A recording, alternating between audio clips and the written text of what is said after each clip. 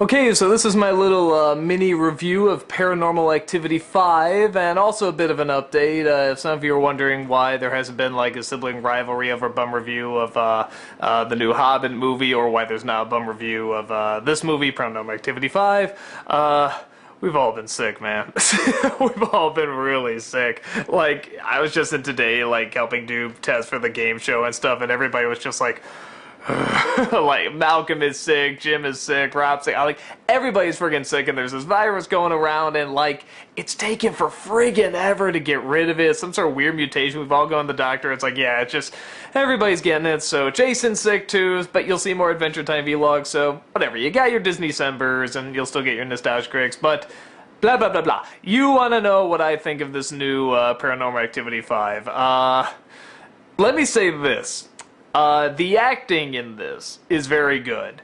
I really want to make that clear because I think all the actors who performed in this are obviously trying their hardest to work with this material and make this stuff sound natural, and they don't do a bad job. And I really think they should get kudos for it because of everything else I'm going to say in this review. Man, is it bad. It's like really, really bad. And it's not even in that category of it's so good, it's so bad it's good. It's just bad. It's like boring bad. It's like this isn't even an hour and a half, and I felt like I was in there for 2 hours. I'm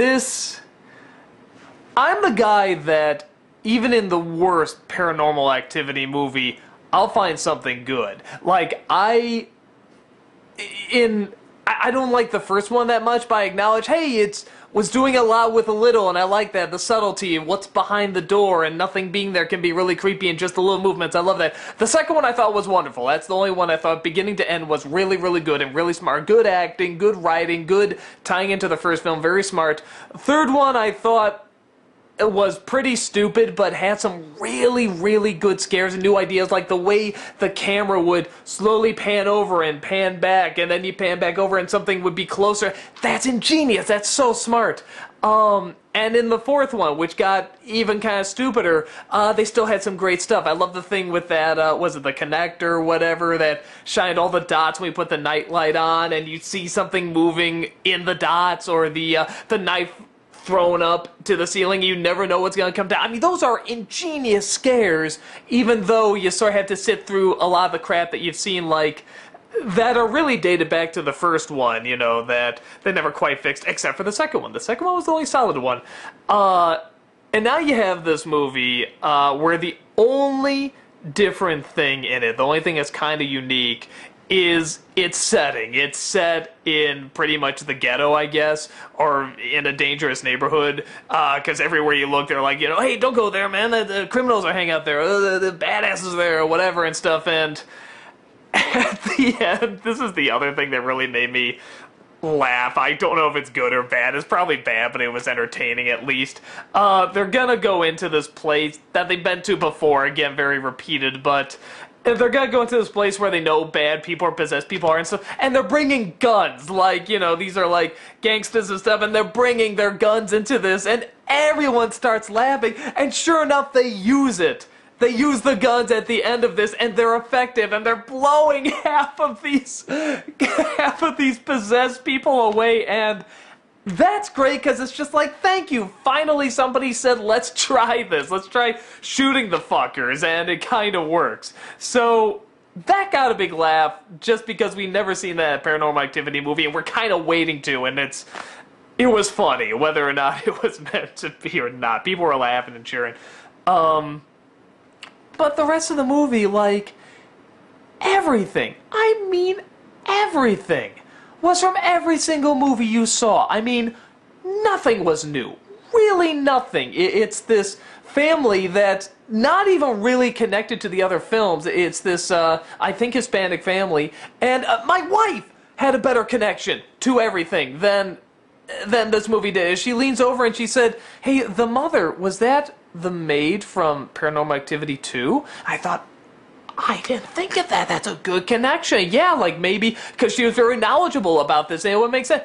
No, it's just part of the people that are just being possessed, like just people, random people are being possessed now, and, you know, it kind of sort of ties back to the people that are doing it in the other films. I mean, at least with the other films, it followed, whether it be a kid or the sister or a prequel or whatever, something connecting to this family, and this really doesn't. This is just a random family that happens to be possessed by these people and what it's doing to them and so forth. And who gives a shit? And the mistakes these people make, even by scary movie standards, are so cliched. I mean, this is a murder happens in, you know, the apartment like downstairs, and these guys, whether it be just to check out the crime scene for no good reason, of course, bring their camera, or to make out with these women that they just want to get in their pants and stuff like that. Yeah, because that's a real hot place to make out in the middle of a crime scene. Or there's, okay, all the other films, for their problems, do a pretty good job, in my opinion, a decent enough job explaining why they can't always get the police involved or why they can't get other people involved, or half the time they do. And I like that. I like when they bring other people in, or I like, for example, in the second one where the father wakes up and says, she tried to warn me, I'm going to bring her back, and brings back the maid who seemed very knowledgeable about this to help out with things. There's one scene, I think, like, near the end of the film where he's like, why don't we go to the police? And this is like fucking murders are happening, and they have video footage of these murders happening, and they never go to the cops, fucking never. And it's not like they could get caught for anything. It's like they got the evidence. It's and only at the end are they like, shouldn't we go to the cops? And it's like, well, do you think they believe us? Fucking idiots, you got the video footage! And they're constantly, I mean, the oldest tricks that were done a million times in the other movies where you see the back of the person. How many times have you seen this at a Paranormal Activity movie? John? You okay? John? John? It's done for friggin' all the time ever, goddamn shit! And it's just nothing new, and nothing was scary. I mean, nothing. I'm the kind of person that will get sucked into this stuff. I know a lot of people say their patience are tested with these movies and the shaky cam and stuff, and I understand. I really do. If it's not your thing, it's not your thing. I'm not gonna totally defend it all the way through, but it was effective for me. Like, even though the films are bad, it was effective for me. Not one scare ever worked in this movie at all, because I have seen every single one of them in the past 4. And, okay, I don't think I'm giving anything away with this, because they say it pretty early on, and then they just follow through with it at the end. If you're really interested after I say this, then go see it, you'll love it, whatever, but this was the immediate deal breaker for me. Okay. How are you on time travel? I am not fucking kidding. Time travel. That is a thing in this movie.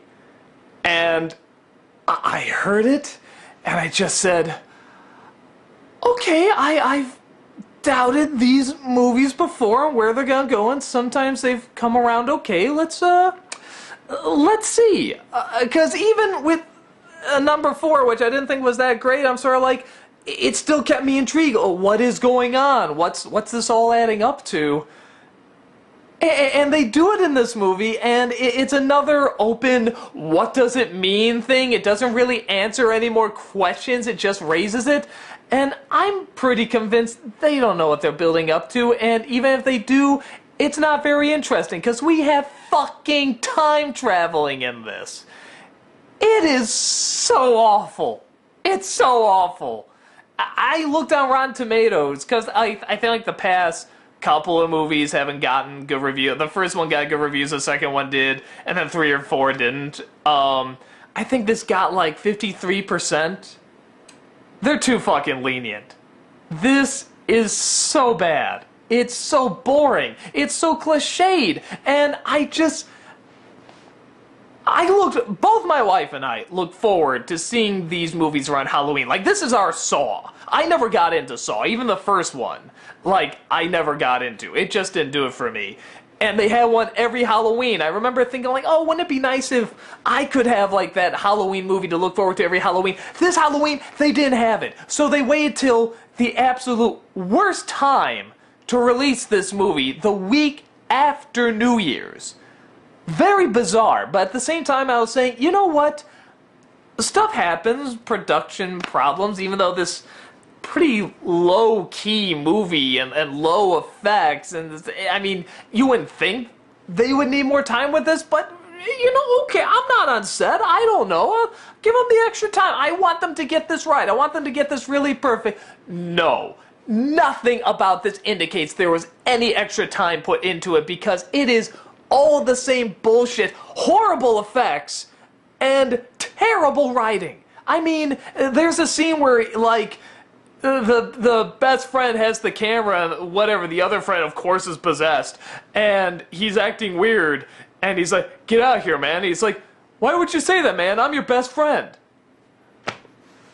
Because that's how real people talk, right? Why would you say that? I'm your best friend. I'm just establishing my relationship to you like everybody does in real life, and just on the flip of a coin, you know, because you only did one weird thing so far, and I'm gonna say, really bad, people, really, really bad. And I actually wanted to like this movie on a so bad it's good level, because there are films where I can, you know, Devil worked that way, The Room, of course, worked that way, what the hell's the other one? It's Princess Diaries 2 worked that way. Okay, I got more joy out of Princess Diaries 2. That's how bad this movie is, because it's so repetitive, so boring, and nothing new. I mean, just nothing. The fact that they put it in a different location was nice, you know, because they're mixing it up a touch, but they do nothing with it. Nothing interesting. And the fact that they had some guns at the end, that was kind of nice, but even that's not very long.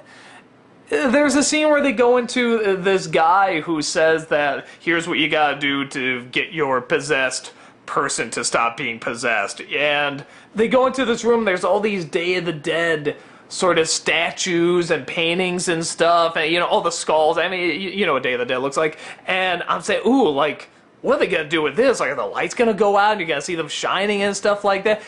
Nothing. Fucking nothing. And even the kid, when they're gonna get him unpossessed or whatever, like, they just ask him to come in, and they just start doing it, and he's just sitting there. Like, they don't even have to coax him, or he doesn't act weird like, what is this, or anything. Okay, there's a fucking Simon game. You know Simon? The four colors, and you have to match them up and stuff? That is how they communicate with the evil spirits. This is fucking real. This is Paranormal Activity 5 doing this. This is the film series that's brought so many ingenious scares. Like, even when the stories weren't good, they brought so many good, clever scares to us. And now we have them communicating with the spirits with fucking Simon. Is Simon even still made? Is that even still a thing? Like, in the third one, they have stuff with 80s toys, like they sort of had the Teddy Ruxpin and stuff, and they're kind of making fun of that, like, oh, wasn't Teddy Ruxpin kind of creepy? And look, the light bright thing sort of has the evil symbol on. Did the girls do that, or did it do it by itself? It's just a little thing in the background, like, isn't that kind of cute? But we're not going to be stupid enough to actually go all the way with this, because that'd be fucking ridiculous. This goes fucking ridiculous. It is so goddamn stupid. So, I can't think about who would like this. I get sick. I'm trying to think, because I usually try to find the crowd that would like that. Of course, there will be a crowd who will like this. But I don't know who. Maybe people who haven't seen the other Paranormal Activities might get a little bit of a scare, because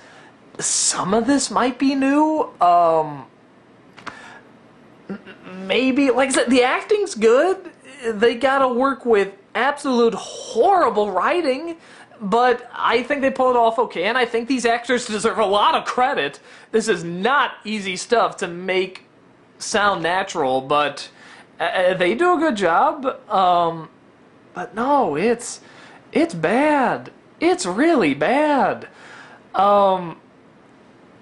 That's about all I got. I really wish I could think of the crowd or the people that would enjoy this, but I don't know. I know that at the end, I mean, there were a few people sort of doing the fun little jumps like ee-ah in the audience, but I think, again, even in the worst movie, there was at least 5 moments where the audience jumped out and went, ah!